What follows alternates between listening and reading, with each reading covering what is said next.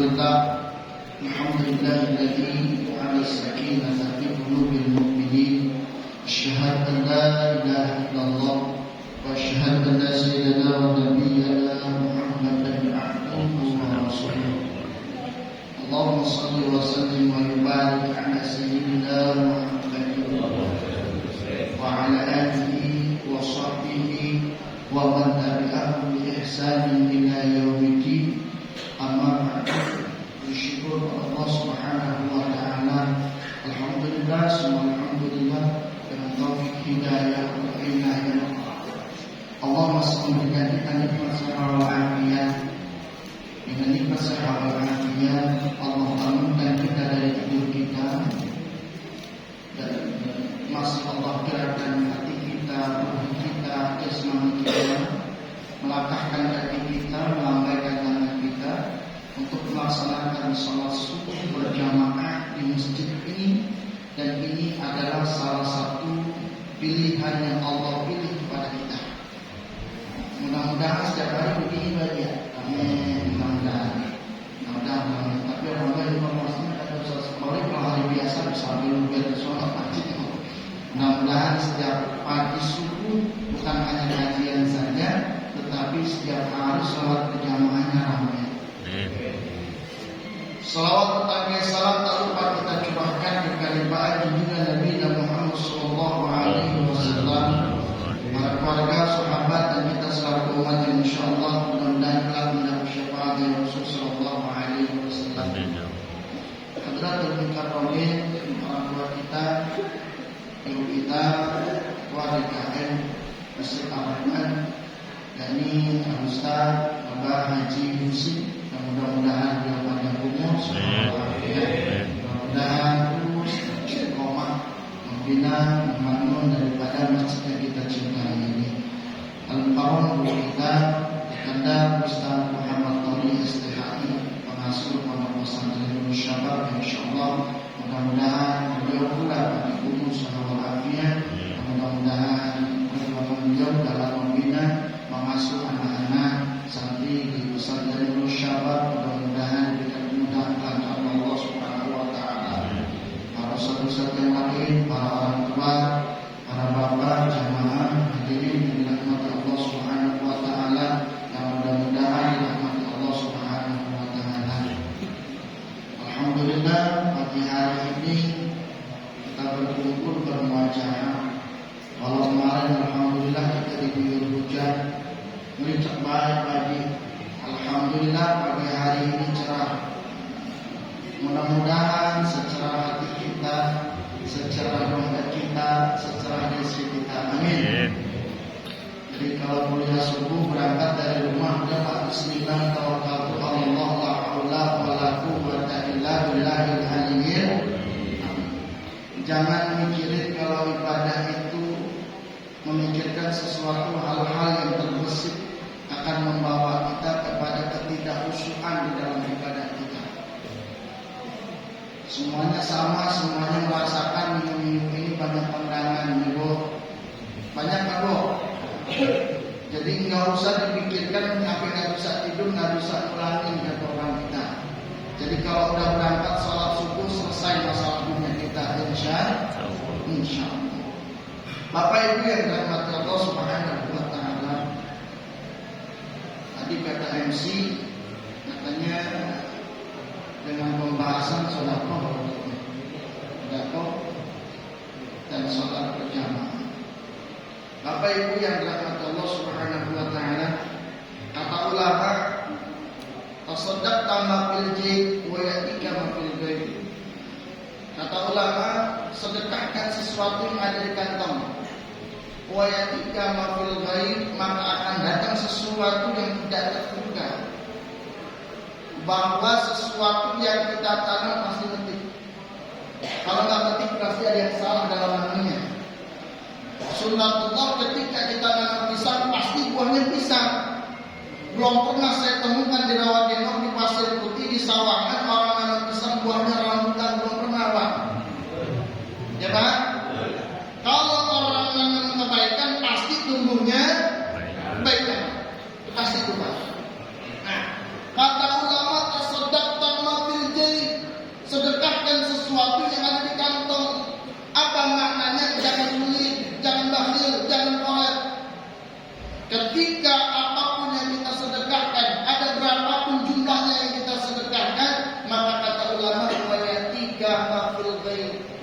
datang itu sesuatu yang tidak terduga. Itu keajaiban sedekah. Maka sedekah itu menjadi suatu hal yang penting di dalam kehidupan umat Nabi Muhammad SAW. Bahkan kata Rasulullah, kullu ma'ruf sedekah, setiap yang baik-baik sedekah. Jadi sedekah itu maknanya lebih umum daripada infak, daripada zakat. Jadi ada sedekah, ada infak, ada zakat. Kalau sedekah itu umum, yang baik-baik sedekah.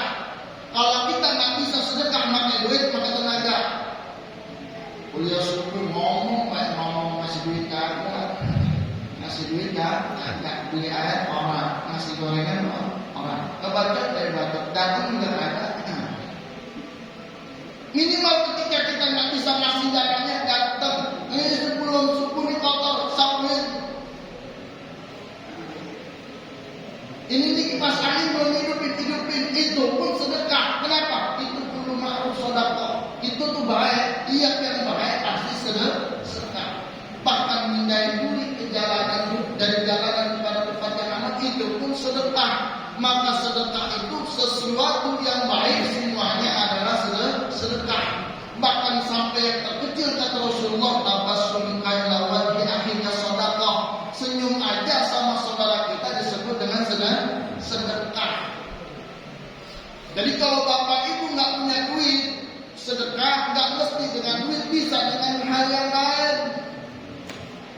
Masjid lagi butuh dana, tapi kita nggak punya duit, bisa kita bantu dengan tenaga. Kalau memang tidak bisa bantu dengan tenaga, bantu dengan doa, itu pun disebut dengan sedekah. Ada kegiatan ngaji di masjid, kalau kita nggak bisa bantu dengan dana, bantu dengan apa? Dengan mensupport Pak, itu pun disebut dengan sedekah. Bantu kagak, nyemangatin kagak, cari konsen. Nah, maka yang baik-baik semuanya adalah sedekah. Nah, maka ketika kita menanamkan kebaikan dengan bersedekah tersebut, maka kata ulama wayatika mafil baik, pasti buahnya adalah kebaikan. Bapak Ibu yang dirahmati Allah Subhanahu wa taala, maka sedekah adalah segala sesuatu yang baik disebut dengan sedekah. Kemudian yang kedua, infak. Berbeda dengan sedekah. Kalau sedekah umum, bisa dengan duit, bisa dengan kebaikan, apapun yang baik-baik semuanya sedekah. Kalau infak itu makanya harta, tapi nggak ditentuin berapa-berapanya. Punya duit 10.000, kita ambil 1.000, kita ceplosin ke kotak masjid, itu disebut dengan infak. Kenapa? Karena memang berupa harta. Dan digunakan buat apa ya? Buat kemaslahatan masjid, silakan digunakan. Buat uji, silakan. Buat beli shopping, silakan. Buat beli kebutuhan semua masjid, silakan digunakan. Maka kalau ada infak buat masjid, ya gunanya buat masjid.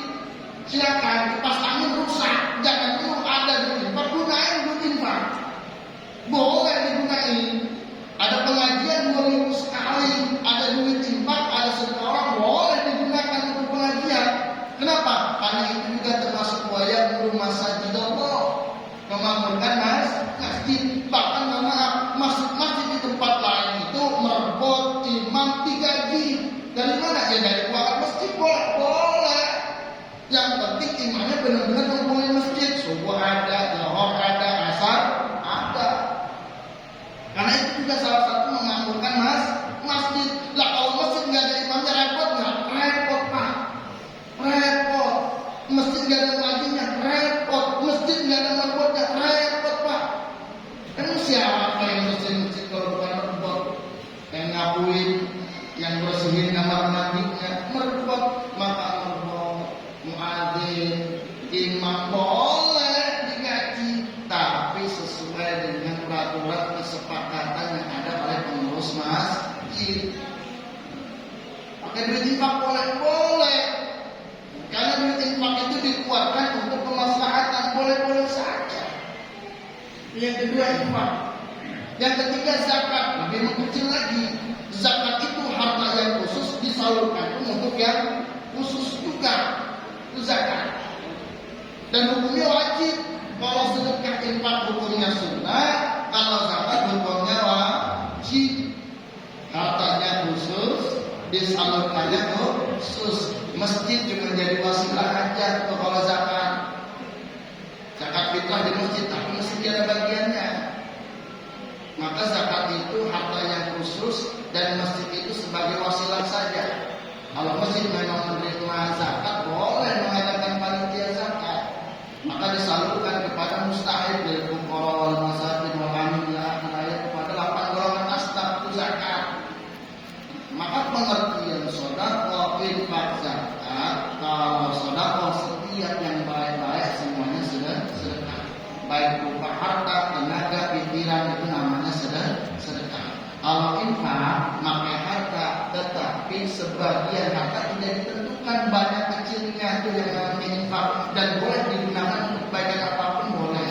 Tapi kalau zakat itu hukumnya wajib, yang harta yang kita punya dan disalurkannya pun kepada orang-orang khusus, namanya asnaf yang 8 golongan. Maka ini pengertian sedekah, infak dan zakat. Jangan sampai orang itu mencampur adukan.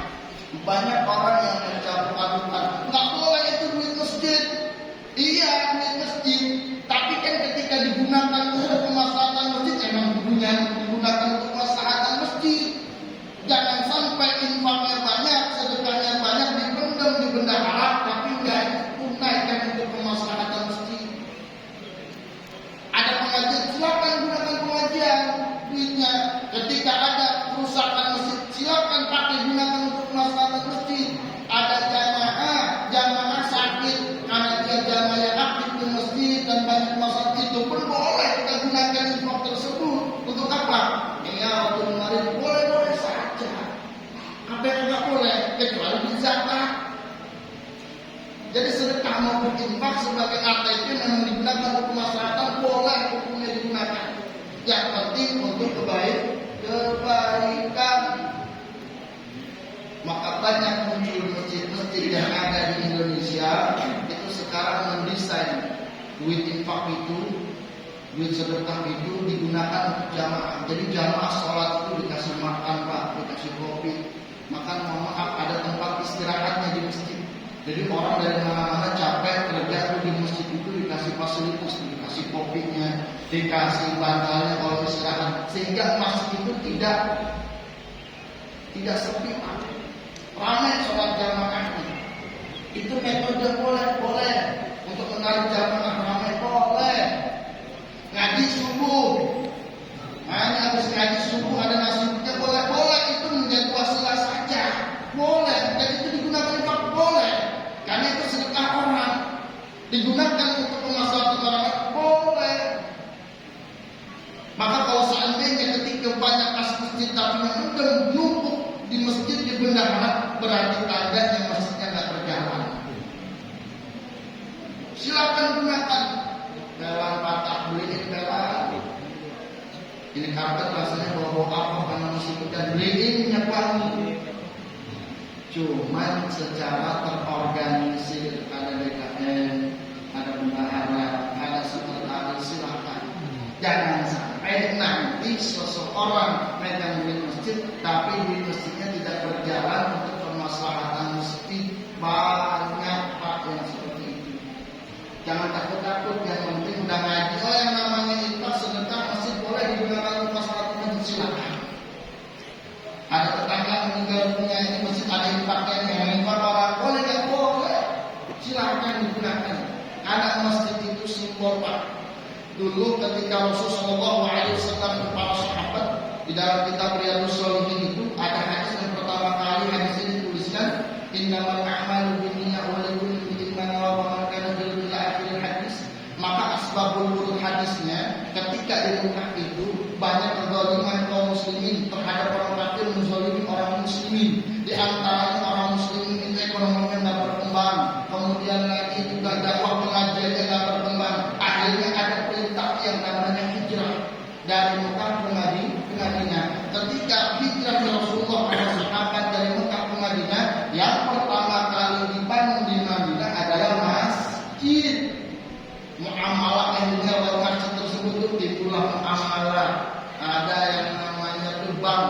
Dulu tuh bank itu namanya itu tempat penyimpanan rampasan perang. Ada lagi timbul lagi pendidikan di masjid tersebut. Jadi ramai. Dan itu simbol kemaslahatan dan simbol daripada kebangkitan daripada Islam. Simbolnya masjid. Rasulullah hijrah ke Mekah ke Madinah pertama kali dibangun masjid. Itu tumbuh ekonomi muamalah, tumbuh lagi pendidikan di masjid itu, tumbuh banyak kemaslahatan di situ. Jadi jangan takut di masjid. Anak mudanya rekrut, siapa yang bisa imam rekrut.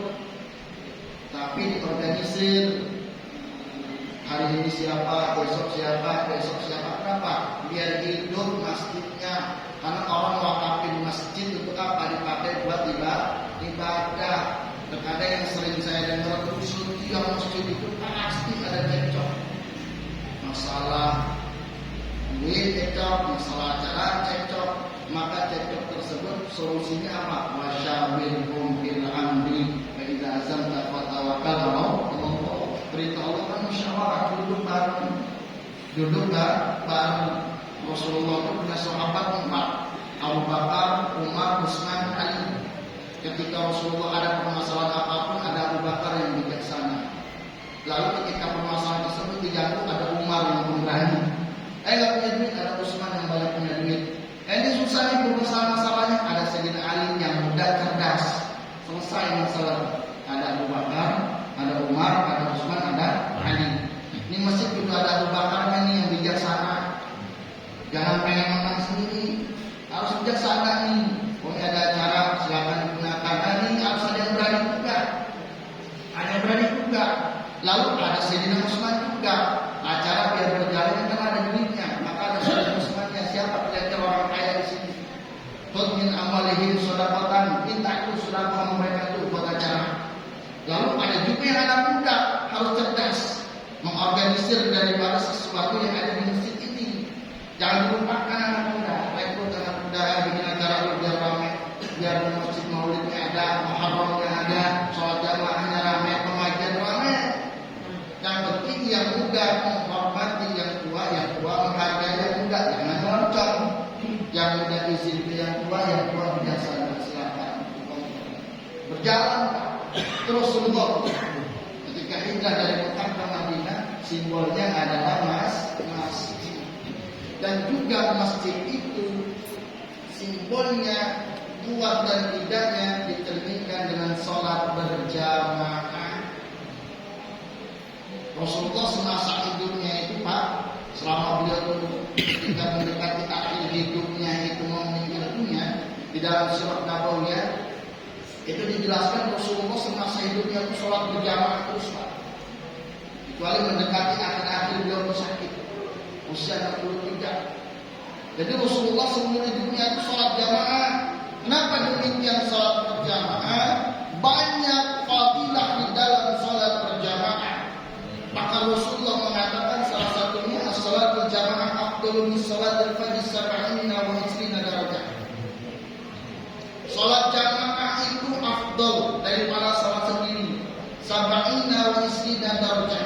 Sholat jamaah itu 20 derajat pahalanya di sisi Allah Subhanahu wa taala. Maka orang yang seumur hidupnya sholat berjamaah, terutama sholat jamaah subuh, maka di situ ada fadilah yang amat luar biasa. Bahkan fatwa daripada al-alim al-alama Syekh Abdul Hamid Pasuruan, Kiai Haji Abdul Hamid Pasuruan berani menjamin. Kata beliau, waktu beliau masih hidup di dalam kutipannya, beliau berkata, santri-santriku semua, wahai para jamaahku semua, rasakan sholat subuh berjamaah. Nggak usah setahun, 3 bulan berjamaah di masjid atau di sholat. Rasain nanti sesuatu yang akan beda pada diri kalian. Itu kata Muhammad. Ini yang ngomong seorang wali masjid lah, seorang wali besar kayak Haji Pasuruan, namanya Kiai Haji Abdul Hamid Pasuruan. Siapa yang nggak kenal beliau? Jadi ketika seorang sholat subuh berjamaah, banyak fadilahnya. Di antaranya keluar rumah saja Pak, keluar rumah dari rumah itu mendapatkan fadilah apa? Fadilahnya keluar rumah menuju masjid, satu fadilah. Masuk ke masjid, Allahumma qil dzunubi wa tahli abwaab rahmatik, dapat fadilah. Duduknya di masjid, await aqafi fi hadzal masjid madintu fihi sunnah lillahi ta'ala. Kemudian ketika dia itu membaca tasbih subhanallah wa bihamdihi subhanallahil azim astagfirullah, banyak fadilahnya. Kalau salat sendiri di rumah langsung takbir Allahu Akbar selesai. Makanya Rasulullah itu salat berjamaah nggak pernah ketinggalan. Makanya dalam kitab takrib semua yang berkaitan daripada Asy-Syafi'iyah, bermazhab Imam Syafi'i, kitab Sabinatul Nada, kitab Matan Takrib yang disyarah oleh Fathul Qorib, kemudian ada lagi yang namanya kitab Fathul Mu'in, kemudian lagi ada lagi di atas Kifayatul Akhir. Semuanya ittifaq yang namanya salat berjamaah hukumnya sunnatul muakkadah, sunnah muakkadah. Ada yang mengatakan fardu kifayah, ada bahkan ada yang madzhabul arba'ah mengatakan bahwasanya salat berjamaah bagi laki-laki wajib. Ada itu salah satu madzhabul arba'ah. Tapi Imam Syafi'i mengatakan sunnatul muakkadah. Itu rentetannya muridnya Imam Syafi'i bernama Imam Rafi'i dan Imam Rafi sepakat bahwasanya salat berjamaah sunnah muakkadah. Apa sunnah muakkadah? Sunnah yang sangat dianjurkan bagi siapa? Terutama bagi laki-laki. Maka jangan sampai ketinggalan salat berjamaah. Jangan sampai ketinggalan ketika kita salat berjamaah. Kenapa? Karena fadilahnya salat berjamaah itu bagaikan 27 derajat di sisi Allah Subhanahu wa taala. Bapak Ibu yang dirahmati Allah Subhanahu wa taala, maka kesempatan kali ini yang pertama sedekah. Jangan pernah kita meremehkan sedekah. Terus jangan pernah kita juga ngakunya nggak punya duit terus. Orang-orang sekarang banyak dulu ngakunya nggak punya duit terus. Ngakunya nggak punya duit, cicilan NMAX berjalan, cicilan BCA berjalan, Wokla berjalan terus, kondangan berjalan terus, arisan yang A, B, C, D berjalan terus, tapi untuk sedekah ngakunya nggak punya duit. Hati-hati loh Pak. Hadis qudsi mengatakan ana indama abdi bidzalmi. Saya itu sebagaimana bersangka hambaku. Kalau orang ngakunya nggak punya duit terus, Allah miskinkan. Hati-hati loh Pak. Kalau orang ngakunya nggak punya duit terus, orang ngakunya susah terus, Allah susahin. Makanya hati-hati, ana indama abdi bidzalmi kata Allah. Saya bagaimana bersangka hambaku. Kalau hambanya bilang susah terus, ya Allah bikin susah terus. Makanya ketika solusinya sedekah itu menjadi tawassul, ya Allah mudah-mudahan sedekah matul jaib wa yatika matul baik, mudah-mudahan saya sedekahkan rezeki saya akan datang rezeki yang berlimpah. Maka tawassulin ubah, tawassulin. Jangan ngaku punya duit terus, nanti Allah bikin susah kita punya hidup.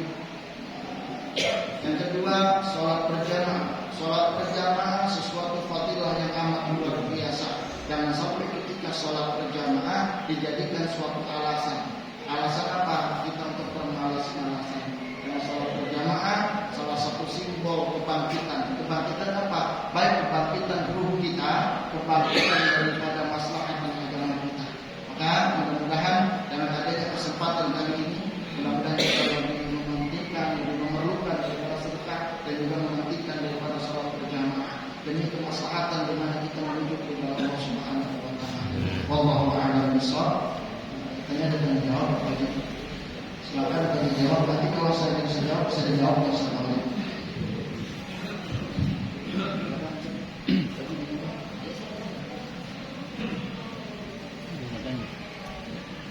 Jawab.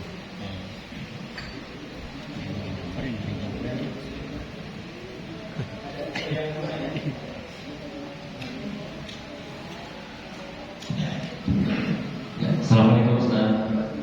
Terima kasih atas kehadirannya Bapak-bapak, Ibu-ibu yang saya hormati. Di sini Al-Fakir akan menanyakan beberapa masalah sedikit saja kaitan dengan tadi pembahasan pertama mengenai sholat jamaah.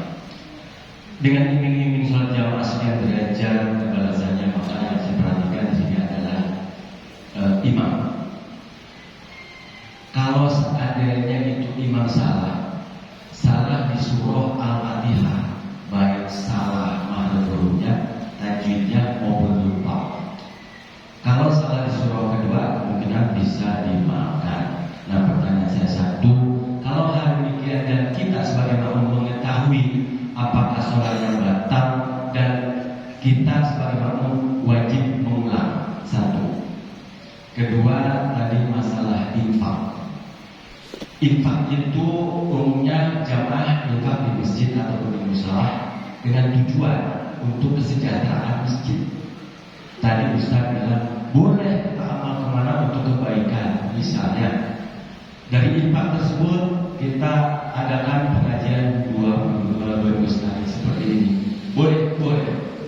Nah, yang saya tanyakan adalah bagaimana kalau pengelolaan infak itu diberikan kepada salah satu kegiatan yang mungkin jamaah juga niat infaknya buat kesejahteraan masjid, misalnya kipas angin dan lain-lain.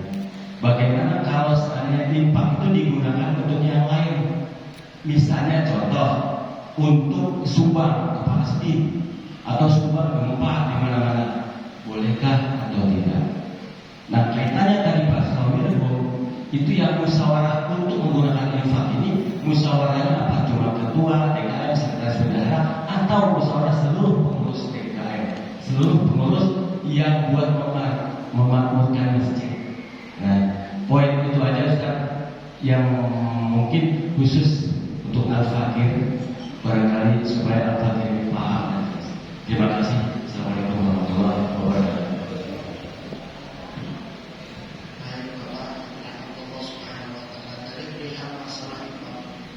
Kalau dalam fikih Al-Fatihah itu termasuk bagian daripada rukun. Kita lihat dalam kitab yang namanya Safinatun Najah yang tipis karangan Syekh Salim bin Samir. Rukun salat salah satunya Al-Fatihah. Di dalam Al-Fatihah ada rukun lagi, Pak. Di dalam Al-Fatihah ada rukun lagi tata cara kita membaca Al-Fatihah. Maka ketika rukun itu ditinggalkan, rukun itu sesuatu yang harus ada, Pak. Ketika seorang meninggalkan rukun di dalam kaidah fikih, maka tidak sah salatnya. Atau apapun perkara yang meninggalkan rukun di dalam fikih, maka tidak sah perkara tersebut. Maka kalau tinjauan fikih seseorang menjadi imam tidak pasti Al-Fatihahnya pun kurang dan lain sebagainya, menurut tinjauan fikih tidak sah. Menurut fikih ya Pak, menurut fikih. Adapun ketika seorang melihatnya dengan ilmu tasawuf, maka jangan heran banyak di masjid-masjid, di musola-musola orang itu alim, tapi terkadang tamat takfir lisan, nyebut roh, kadang-kadang kadang. Yang orangnya lagi adalah ketika baca Al-Fatihah yang sesuatu pola-pola kadang-kadang ada baca pola-pola gitu. Menurut fikih nggak sah, Pak. Menurut fikih. Tapi ketika seorang menjadi jamaah di masjid harus berpandangan hakikoh biar nggak memunculkan keributan. Paham Pak? Nggak memunculkan keributan, imam Fatihahnya nggak pasti. Imam kagak pasti, tapi kita kan gak enak berdua-duanya. Kedua lagi, ya bagaimana? Maka ketika kita di dalam dihadapkan mafsadatan, kumpul dua pemudorotan, maka utamakan sesuatu yang mudorotan lebih besar dikalahkan. Kalau kita berdua takut ribut gara-gara Al-Fatihah, gara-gara Al-Fatihah, maka sudah pandangannya maka hakikat saja. Saya ingat makmum ada penitia nabung dia selesai. Tapi kewajiban pengurus tidak tinggal dia, harus terorganisir. Oke, kalau begitu besok kita jadwalin imam boleh. Agar apa?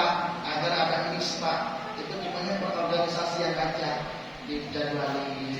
Seperti itu aja sebenarnya mah. Ada ketika kita starting hanya belajar fikih nggak sah menurut fikih iya. Tapi kan kalau ketika kita sholat masjid jadi malas dan lain sebagainya, akan menimbulkan mudarat yang banyak. Imamnya dia sudah malas sebut masjid lagi dan lain sebagainya. Maka pandangan kita pakai tasawuf. Udah nggak apa-apa itu jamaah. Yang penting nanti ketika kita jamaah di Al-Fatihah kita jangan sandingan ke beliau. Artinya bahwa tidak bisa diwakilkan sama beliau, kita baca Al-Fatihah sendiri saja. Kalau memang hatinya belum besar, sholat jamaah kita sama anak kecil aja boleh Pak, jamaahnya sah. Tapi Al-Fatihahnya nggak bisa diwakilkan oleh si imam. Kita punya anak misalnya belum balik usianya 10 tahun, tapi masih baca imamnya. Kita boleh ikut bermakmum sama anak kita. Walaupun nggak pasti baca kita boleh bermakmum, tetapi jamaahnya sah, tapi Al-Fatihahnya nggak bisa diwakilkan. Itu lihat Pak, kitab karya Syekh Zainuddin Al-Malibari namanya kitab Fathul. Itu ada penjelasannya di syarahnya. Boleh kita bermakmum sama orang atau anak kecil atau nggak fasih, yang penting adalah Fatihah kita tidak bisa diwakilkan.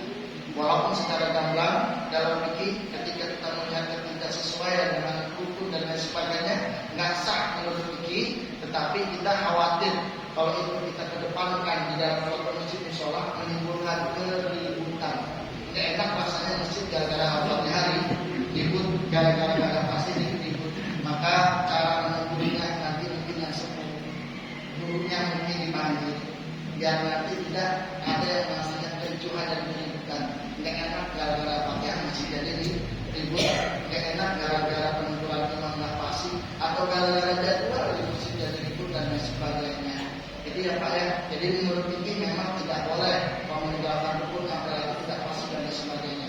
Tapi kita mendahulukan daripada pandangan himbauan tasawufiyah agar tidak menimbulkan kericuhan di masjid. Silakan, sudah berkeyakinan hakikatnya yang beriman sholat itu Allah. Fikih hanya istihad, ya Pak. Fikih hanya istihad. Al ilmu ahkam syariat allati tariquha istihad. Itu fikih. Fikih itu adalah pandangannya dengan akal pemikiran ulama. Maka wajar kalau terjadi perbedaan. Maka kita ketika pandang imam seperti itu pandangnya pakai tasawuf aja.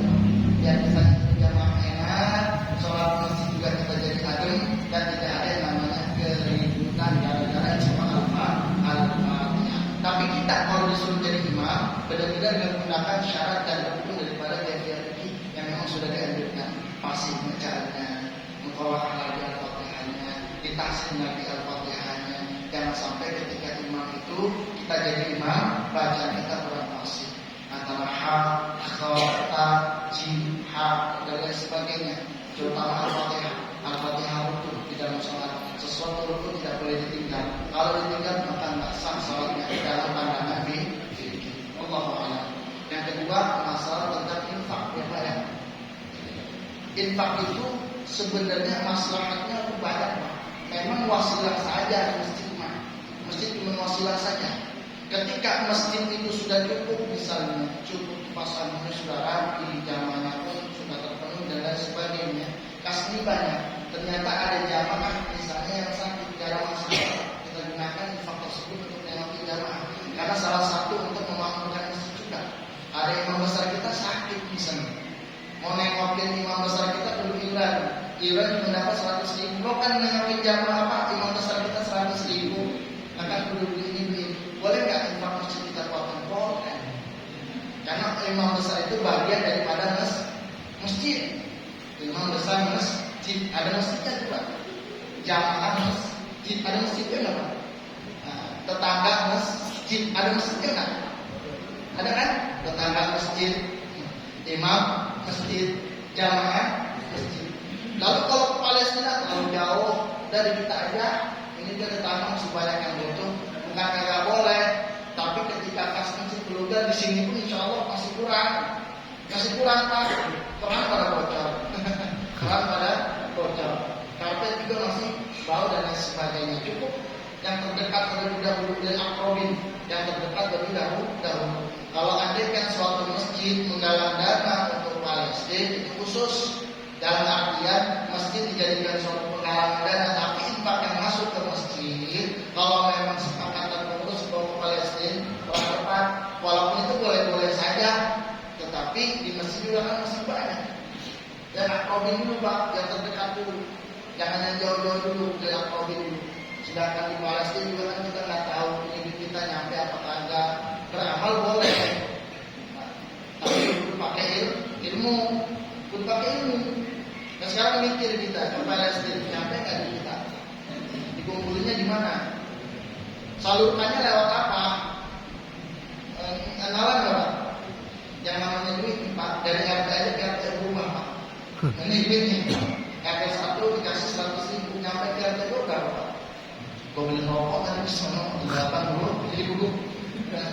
Itu duit Pak, itu duit. Nah sekarang jauh main di sana. Ada nggak oknum-oknum yang ketika itu mencari kesempatan di dalam hal seperti ini? Banyak Pak, menggalang dana atas nama Palestina. Dan kita kan nggak tahu di sana apakah itu terjadi nggak tahu, nggak paham. Adapun solidaritas Muslim, ya kita doakan, tapi kita dalamnya kita belum tentu tahu. Jangan ikut-ikutan. Lalu dulu kita pahami dulu.